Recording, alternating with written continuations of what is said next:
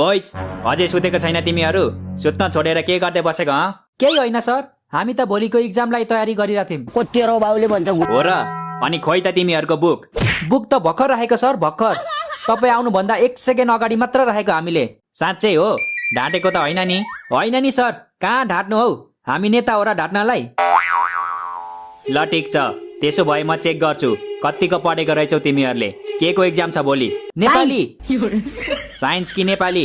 Nepali sir, Nepali. Science त अस्ति नै भइसक्यो। अस्ति नै कसरी हुन्छ? एक्जाम त आजबाट सुरु भएको होइन?